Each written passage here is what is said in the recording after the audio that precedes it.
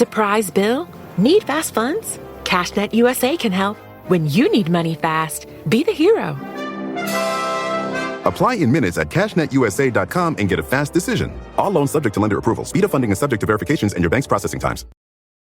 When living with cancer, it's important to be informed and know what to expect. But finding the right information can feel overwhelming. That's why UnderstandCancerTogether.com is here to help. We've gathered practical information and resources based on where you are in your cancer journey, so that you can focus on the important conversations and decisions of today. UnderstandCancerTogether.com, helping you navigate life with cancer, one moment at a time. I do believe that when we say things that are very much directly related to our why, the big why, like why do we get up? What are we doing? How are we showing up? What's our commitment? When we say that in a really conscious way as a practice, in a sense, it has tremendous power to help us and all the people that we come into contact with, because the intention is really powerful. Welcome to the Beautifully Broken podcast, brought to you by AmpCoil. I'm your host, Freddie Kimmel, and on this show we discuss the common thread survivors share after walking through the fire, the practitioners making a difference, and the treatment modalities that deliver healing back into the hands of the people who need it most. Witness the inspiration we gain by navigating the human experience with grace, humility, and a healthy dose of mistakes. Because part of being human is being beautifully broken.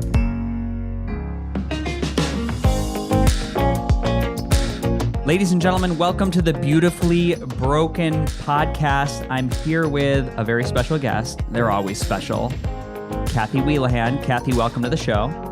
Thank you for having me. Of course. And Cathy, I'm having you on as a guest because I have done no shows, absolutely zero, nothing about spirituality or faith. And you are an interfaith minister. And can you just tell the audience what that means? Sure.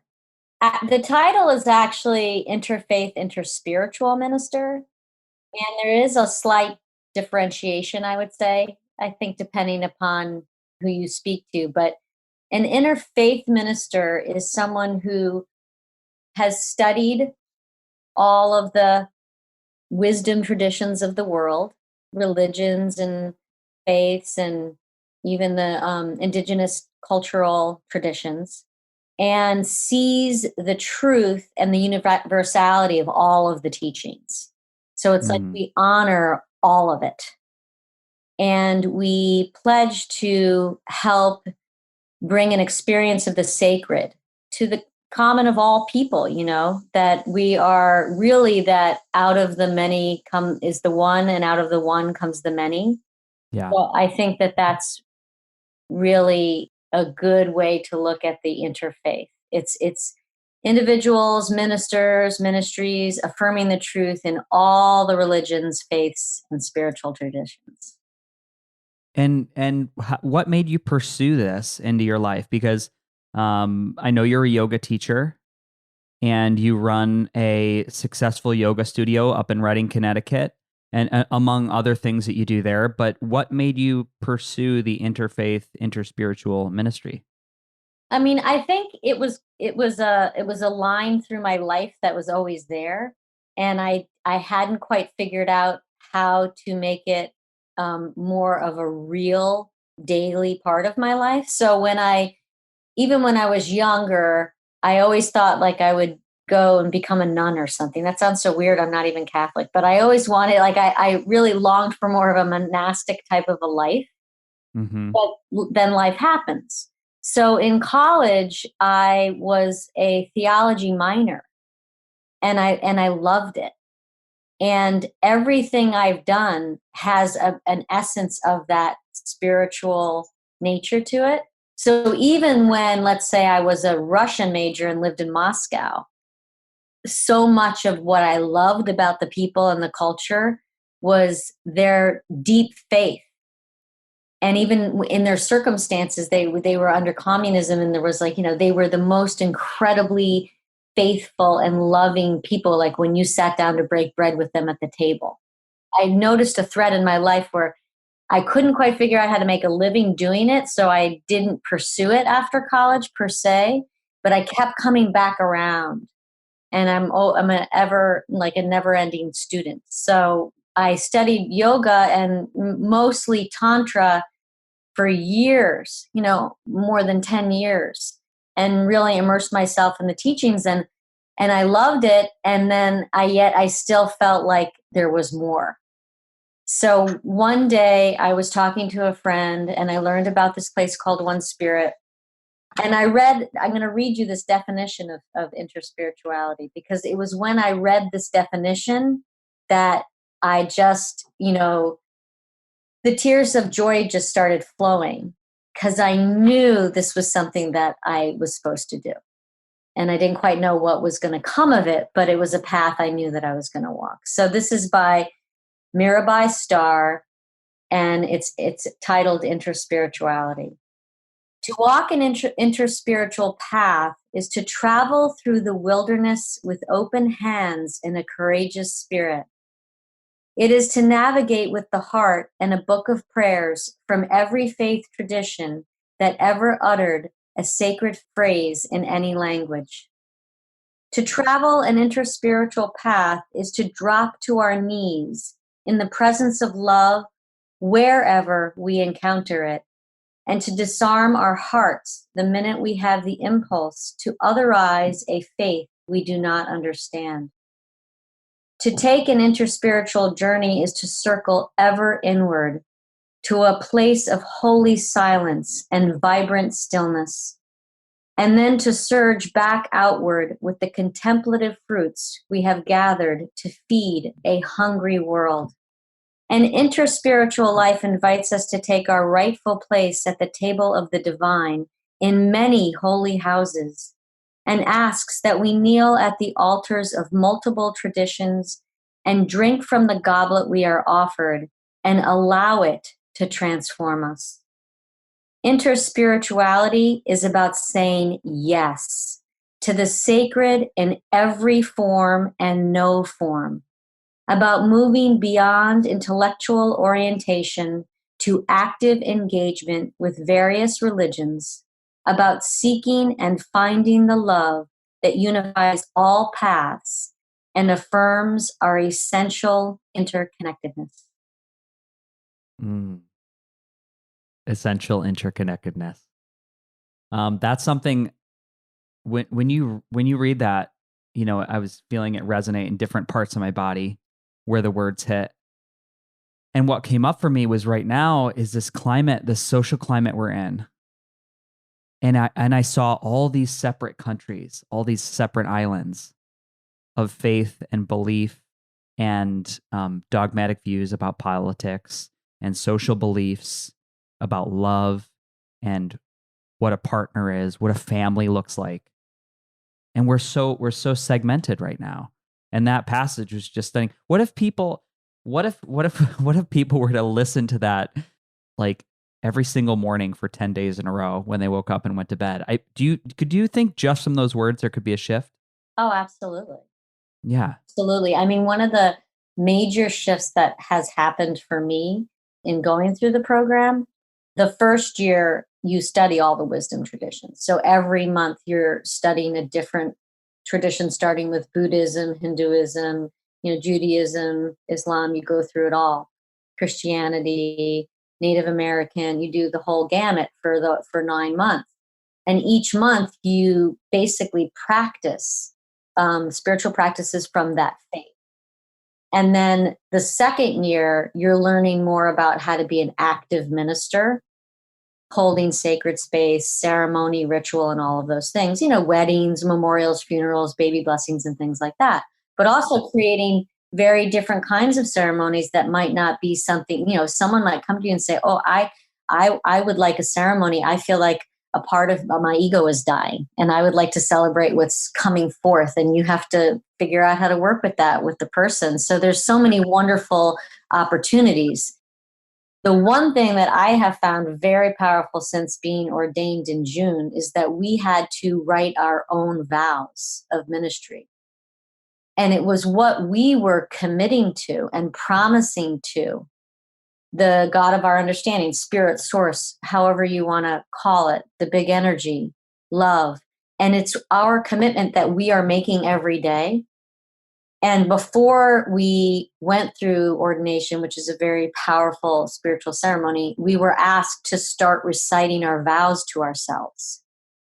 And so you build up every morning, you're saying the vows. So it's sort of what you're asking, the question that you're asking. And now when I wake up every morning, it's the first thing. I'm laying in bed and I just say my vows to myself. I might whisper them out loud, but I don't want to wake up my husband. So, but that's how I start my day. And it is powerful because no matter how off track or what anxiety or whatever is going on in my life with my kids or my business or whatever, that re-grounds me into what I'm committed to every day. That's how I start.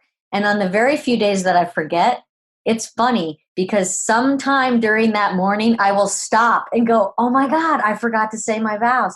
And I'll just drop in and do it right where I am, whether it's doing the dishes or driving my son to school or whatever. I have felt a major shift since that time of writing them. And now that I've been through about 3 months of saying them, I do believe that when we say things that are very much directly related to our why, you know, the big why, like why do we get up?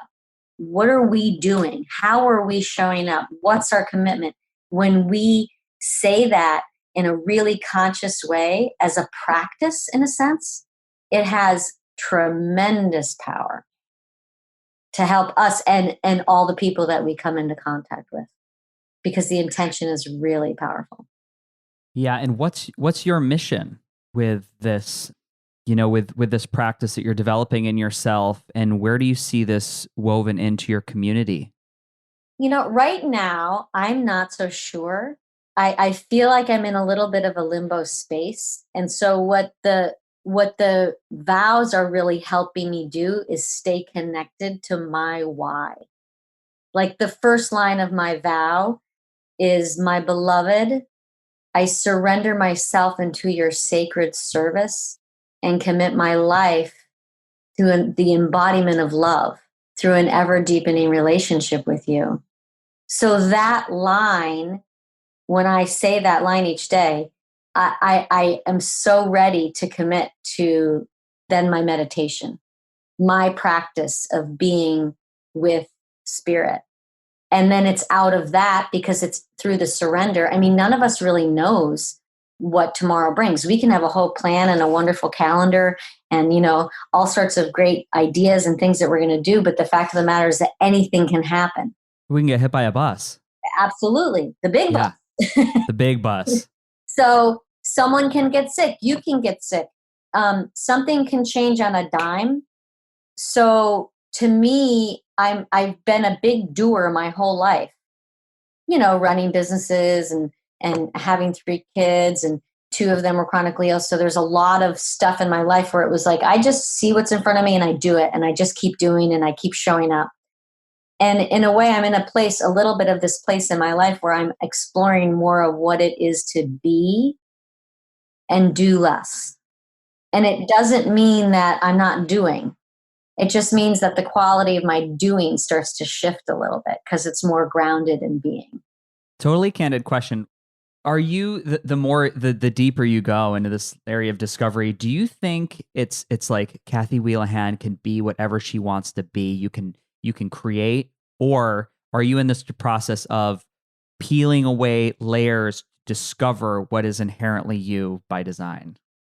I mean, I would say, I think it's a little bit of both, because in peeling, I think it's more the second in a sense, because there's a place of being in each of us that is the ground of being.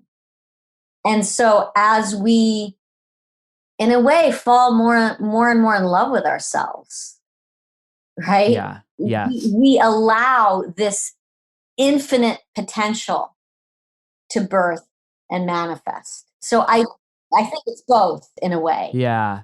What I love about the second one, and this just came up in a conversation yesterday, is that we're like, especially now, and I think it's been magnified and manifested, that we're like this generation, we're this product of like 40 years of self-help.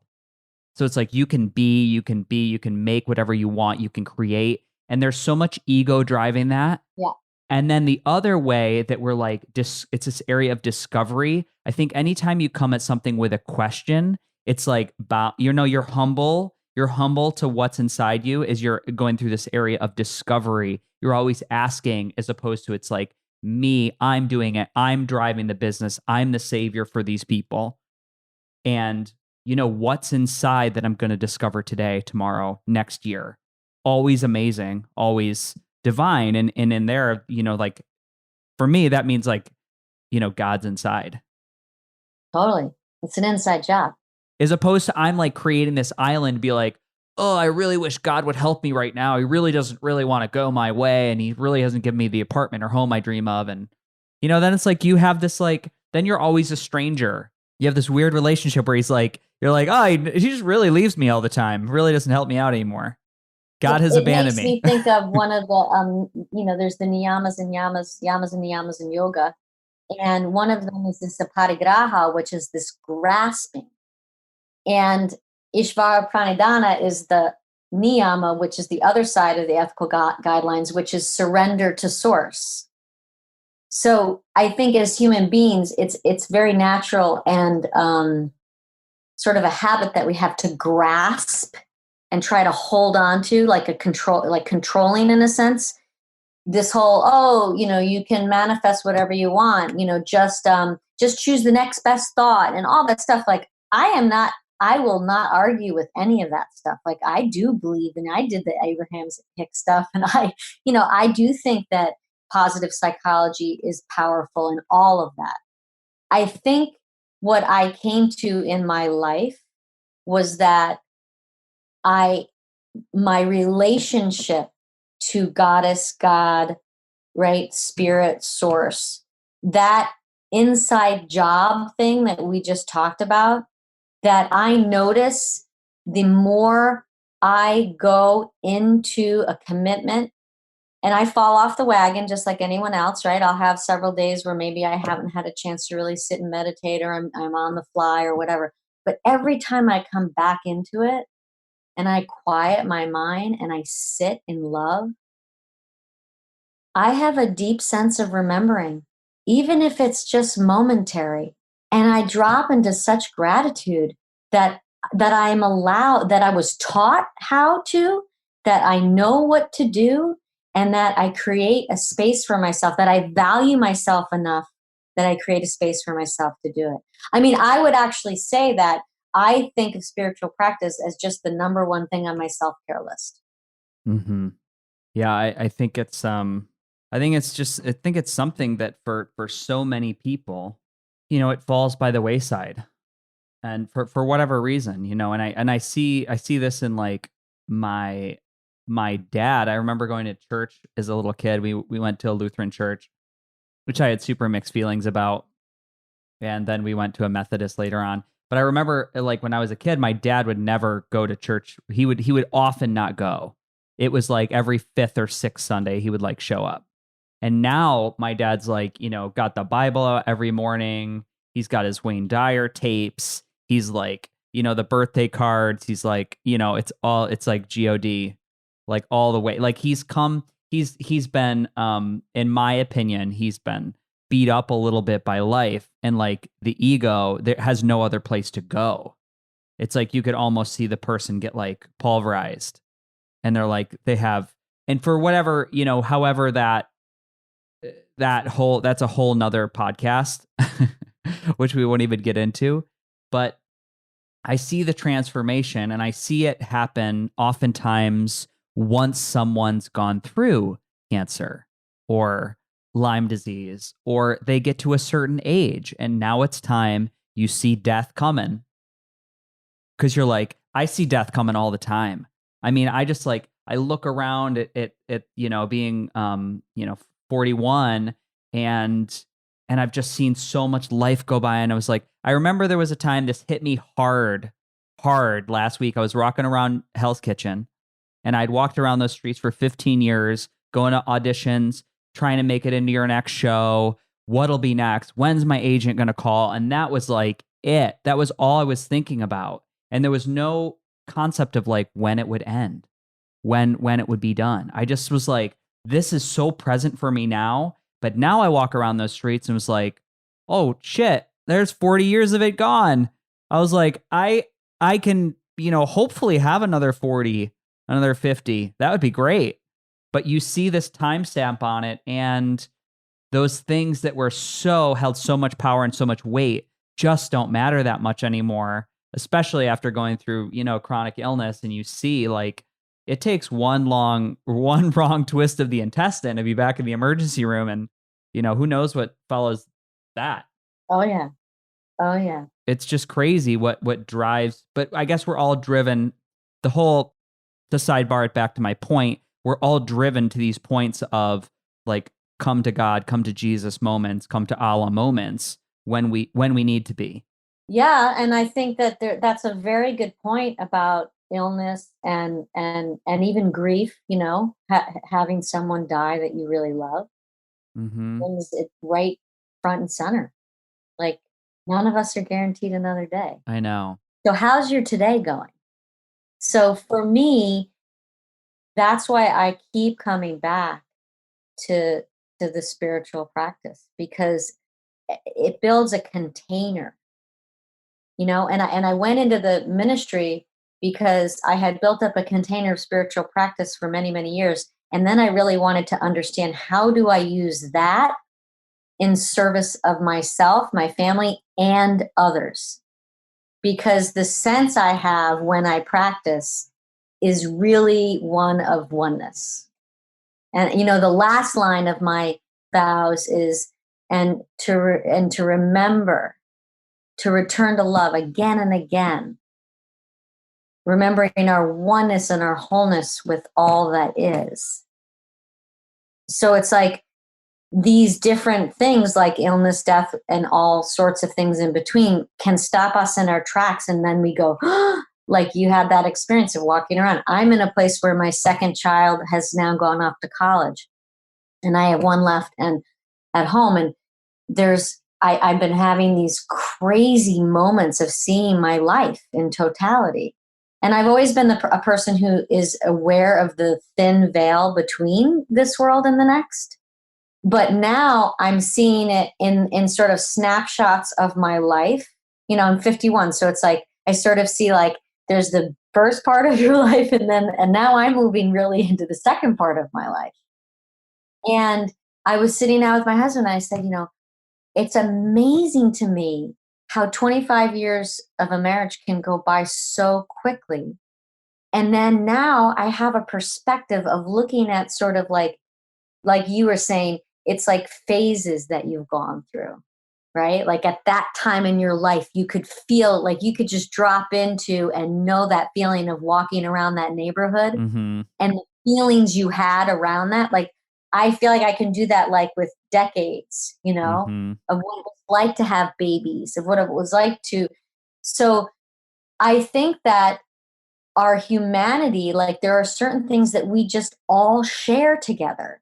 And one of the things is that literally we're all going to go at some point. Mm-hmm. So we live in a culture where death is really not honored or celebrated, where it's definitely feared, and it's sort of like put off. And I think it's great to have like all this biohacking stuff and live as long as you can. I'm all into all that. But the fact of the matter is, you can do all that. You're still going to go at some point. Well, you could still catch the bus. Exactly. My oncologist told me right after I got better, he's like, dude, just because you beat cancer doesn't mean you can't get hit by a bus. So pick your head up. Exactly. Pick your head up. So I guess for me, you asked before something like, how does that translate to? When we were in the second year of seminary, I just remember, I think I've told you this before, it was the beginning of the year, and they said, you minister to whoever walks in your door. That's what interfaith, interspiritual ministry is. Whoever is in front of you. the clerk at the checkout counter, your kid's teacher. And this is not from a hubris place or an ego place. This is literally from a place of humility that we see ourselves as here to serve in the capacity of love and loving kindness. And that just feels so good to me. So it doesn't matter really what I'm doing. That's just a choice of how I want to show up, whether I want to teach yoga or meditation or, be a coach or a spiritual counselor. It doesn't, at the end of the day, what really matters is how I show up and what my why of intention is in how I show up. And you mentioned a little bit ago that you had 2 kids that were chronically ill. I know you grew up in you're in Lyme Central. You're in the middle of Connecticut, which is a big Lyme disease area. Can you talk a little bit about that, like how your faith and where you pulled strength from to walk, 2 children, which I can only listen to stories about it and say, wow, that sounds terrible. How would I deal with that? And, I can't imagine a piece of you walking around outside of yourself that at least yourself at the end of the day, you feel like you have this degree of control, but definitely your children, I can only imagine that's a totally different story. Yeah. I think from an early age in my, motherhood, like in early motherhood, because of my, I started doing yoga when I was pregnant with my first. So that was a spiritual practice and a path that I was already on. And I did believe in, reincarnation and sort of this idea that like there's a certain amount of choice that the soul has in coming in. And, I don't know exactly what happens, where we come from, where we go, but I do think there's something about in being around people who have passed, I know that the energy lives on and that I know we take some of what we've learned with us. I just know inherently that feels very right to me. Mm-hmm. So and early on, when my oldest first got sick, I did have a very deep knowing that this is his path. Like he has to walk this path. And I am here to shepherd him, steward him, to do the very best job that I can, but ultimately I can't control it. And so that was sort of the beginning of my practice of surrendering. That's strong. Yeah. Wow. And that was it happened. It's just over and over again because, your kid's having major testing done that's invasive and he's in pain like you can't imagine. And, my daughter too, and all that. And it wasn't even the money, it was the anguish and you want, like when you're a parent, all you want to do is take it from them. Mm-hmm. Like that's you're like, God, just let me have the disease. Give it to me, and you can't. You can't. So that was my first experience of surrendering over to a power that is greater than me and having faith in it. Like I remember when they told me that my son would be in a wheelchair by 21. And the first, I said, no, that's not going to happen. We're not coming back to you because that's not my belief system. So I believed in something different. And I believe in the power of love to heal in such a huge way. So it's been, I still go through it. I still get the phone calls from college and this is problem. And it's like, I just try to be the best version of myself in the most loving capacity. I don't always do it right.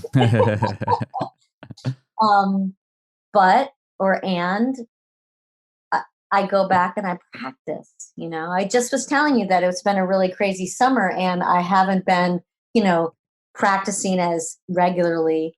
And, I have a bunch of different stuff that I do, breath work and meditation and asana and all different, but, the meditation is what I really try to stick, pretty regularly to. And now I'm getting back into it. And the deep sense of gratitude that I have for it.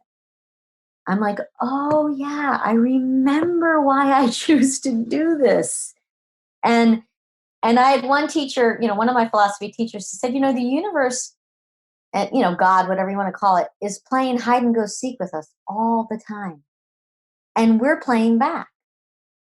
We hide, we fall off, we do these little things with ourselves, and then we realize, oh, wait a minute, I want to be seen, I want to be heard, I want to be loved, I want to be found. So we play with that and we go back and forth. And, one of the things I noticed again and again is about, I don't know, 7 or 8 years ago when I started a very rigorous sadhana practice of 60 days with my friend Laura, I shifted an old pattern of when I would fall off my practice and get back on the mat, I would have a whole bunch of like, I don't know, maybe guilt or like, oh, I haven't been on. And it would like take up about 15 minutes of my practice, having to move through whatever shame I had created around not practicing.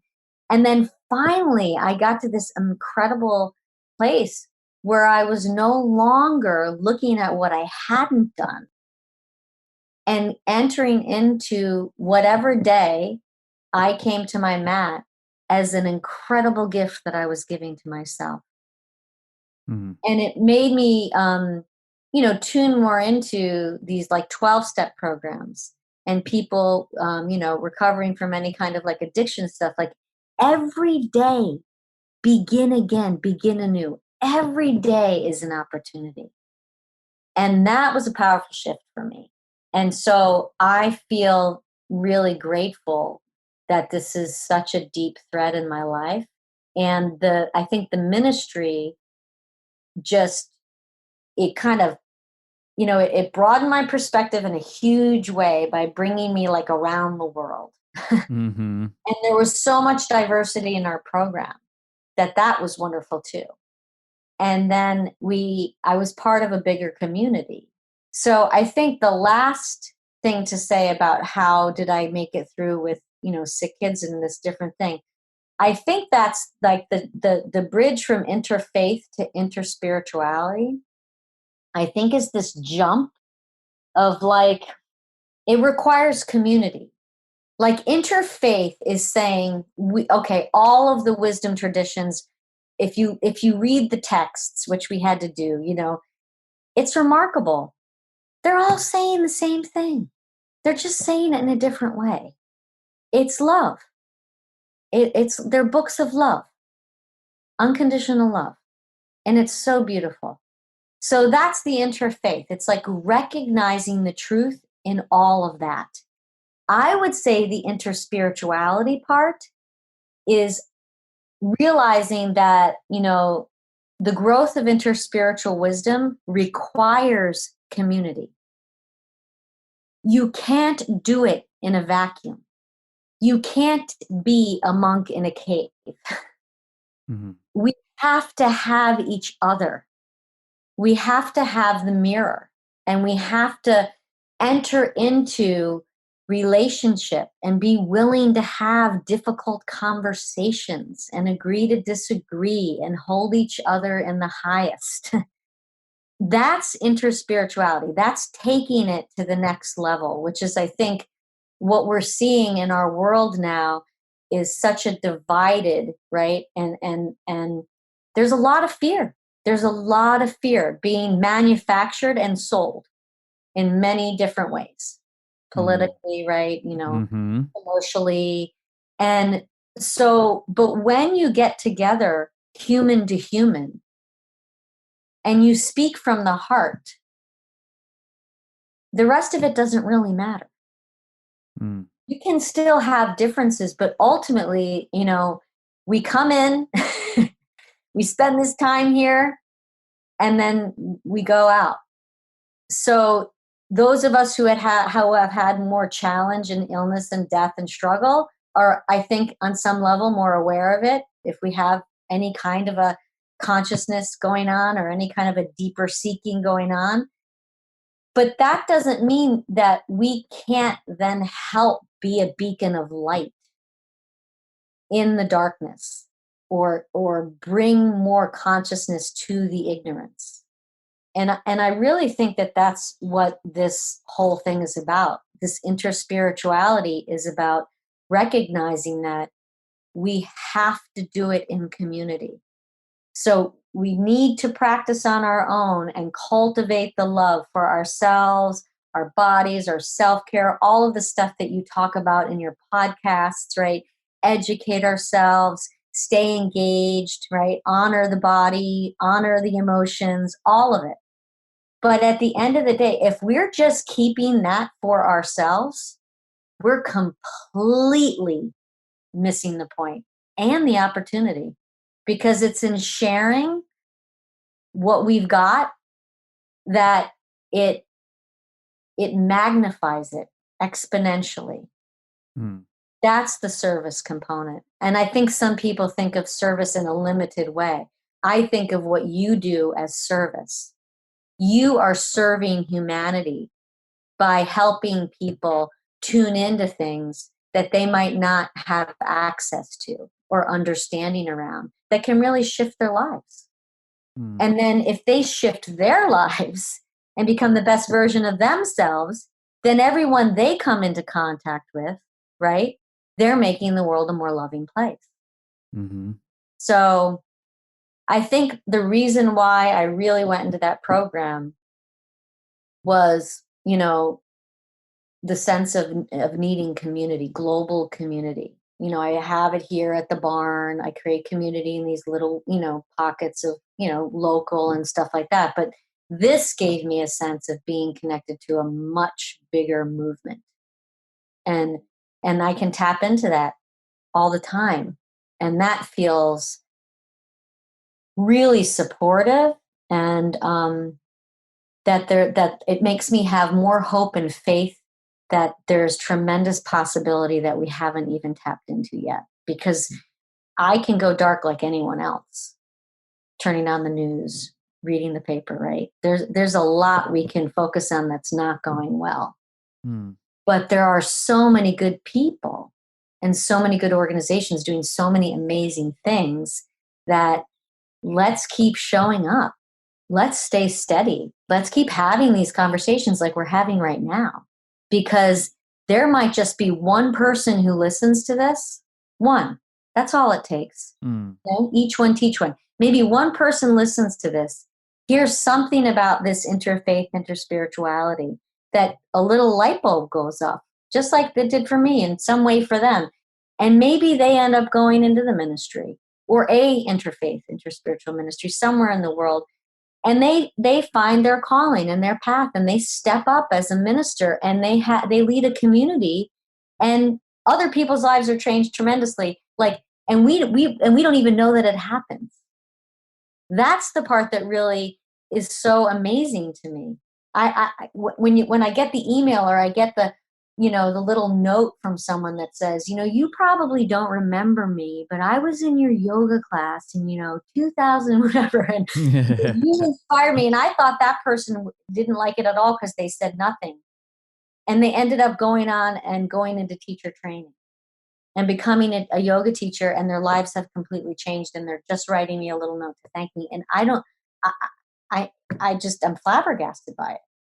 One time I met them.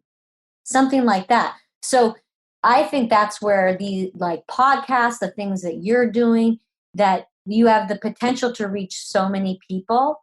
And even though we want them to make a comment and like and share and all that stuff, right? Like sometimes it's the person that you've never heard from that listened to it and had a major shift. And you hear about it like years later. I just want to let you know, Freddie Kimmel, I heard you one time, and that's where we just have no idea what the effect of our actions are. But if we're rooted in love and we know the intention, the big why of why we're doing it, and we stay steady in our commitment to do it, then we surrender the outcome and we keep coming from love. Cathy, that's beautiful. I want to, because I believe in people, it's like, where do I get started? I want to buy in. How do I, what book do I go do? Where do I get started? Because like you said, there'll be people who download this podcast from all over the world. I think we're in like 56 countries now. Something crazy.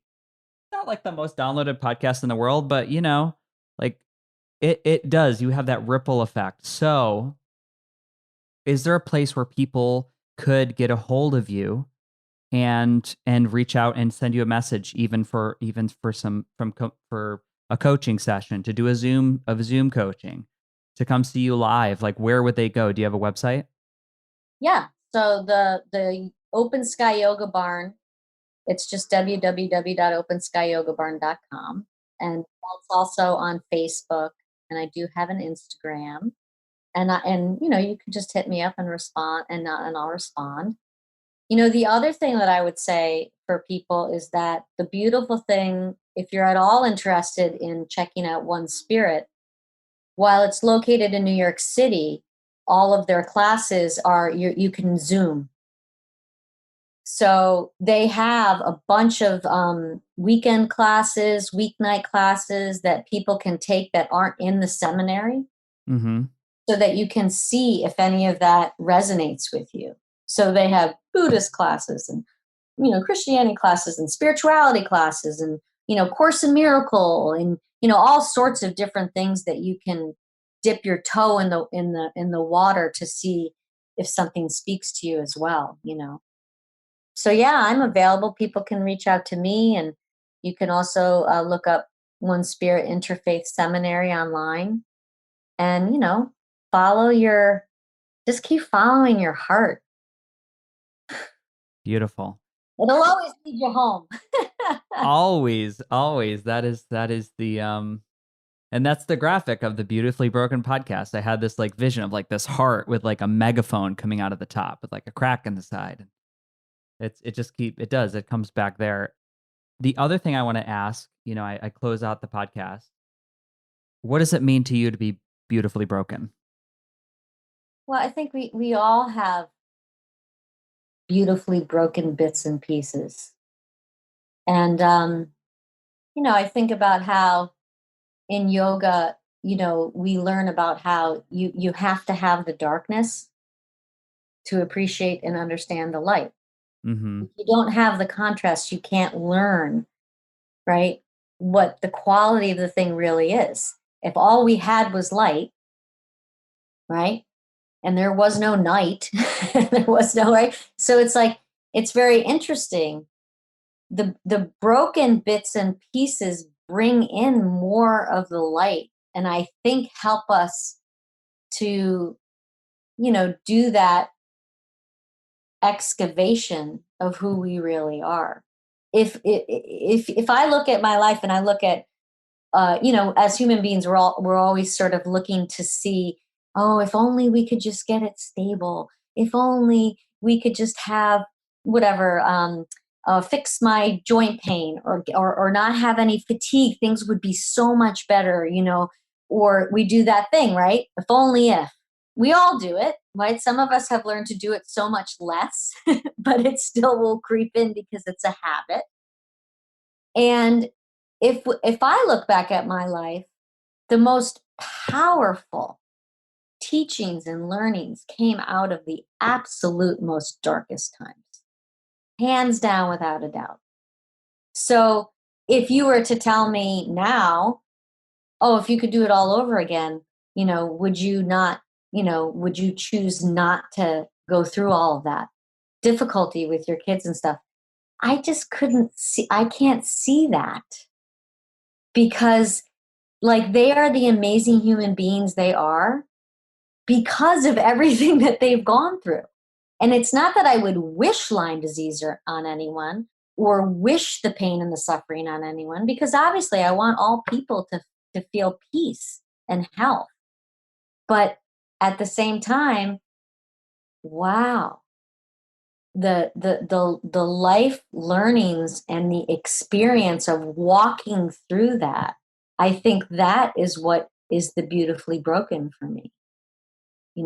There is such a depth of beauty in coming out of a time of darkness. It's like, the fruitful darkness. Beautiful. The great answer. I think it's arguably one of the best. I should compile all the what does it mean to you to be beautifully broken and make an episode. Yes, I should do that for like the end of the year. My editor will love that. He's like, this is $2,000. The other thing I would ask is if you could leave the audience with a question. Introspection. What might they do next? A question for self-examination. Drop it in the bucket. I guess I would say, what's your why in relationship to the God of your understanding? And you don't need to use God. You can use source energy, love, the big love. How do you see that relationship? And how do you feel when you're in a space of sitting with that relationship? And what do you want to do with that relationship? It's a big question. A lot of people, what happens is that they ask themselves this question when they're dying. They get close to the end of their life, and all of a sudden they're like, oh, I've had no relationship with God or whatever, and I'm afraid. And I just think it's just an opportunity to do that today. To just take a paper or your journal out and just say, yeah, what is my relationship to source? Do I have any practice? When do I feel connected? It could be just when you go into nature. And what does it feel like? And why do it more? I think that's really the question. We're going to leave it there. Cathy, you've been a dream guest. And I will put in the show notes how people can get in touch with you. And we'll do another one. We should do a death episode. Oh, now you're talking. All about death. Think about that one, people. Thank you for being here. Thank you, Freddie. Namaste, my friend. Well, I feel blessed to know you and that you've come into my life. So I adore you, and I feel that you are a beacon of light to so many people. So keep doing what you're doing. That's the plan. All right, baby. Until I get hit by that bus. Hey, maybe we'll be on the same bus. I know. Namaste. Ladies and gentlemen, you made it to the end of the podcast. Now, in a world where the average attention span is less than 10 seconds, we just spent almost an hour together. And I think this is the beginning of something really beautiful.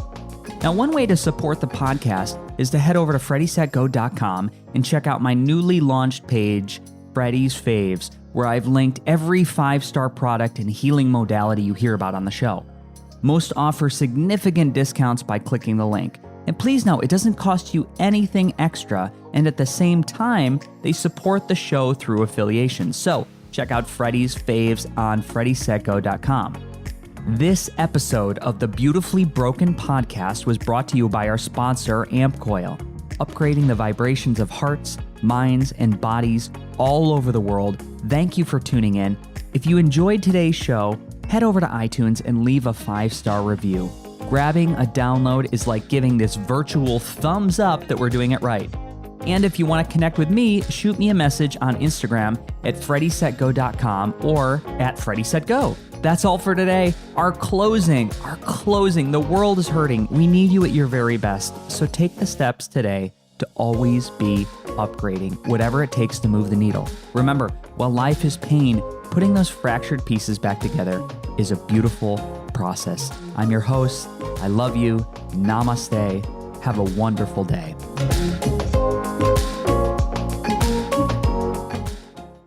Finally, the solution to your weight management woes has arrived. Henry Meds offers access to compounded GLP-1 medications from the comfort of your home. The healthcare providers at Henry Meds make access to weight management treatments fast, easy, and affordable. After starting this journey on compounded semaglutide from Henry Meds, I'm down 85 pounds. This journey has been life-changing. Go to henrymeds.com/Pandora to start your weight management journey today. That's henrymeds.com/Pandora. Results may vary. Not all patients are eligible. Compounded medications are not FDA approved. Consult a healthcare provider to determine if treatment is right for you. Americans love using their credit cards, the most secure and hassle-free way to pay. But DC politicians want to change that with the Durbin-Marshall credit card bill. This bill lets corporate megastores pick how your credit card is processed, allowing them to use untested payment networks that jeopardize your data security and rewards. Corporate megastores will make more money, and you pay the price. Tell Congress to guard your card, because Americans lose when politicians choose. Learn more at guardyourcard.com.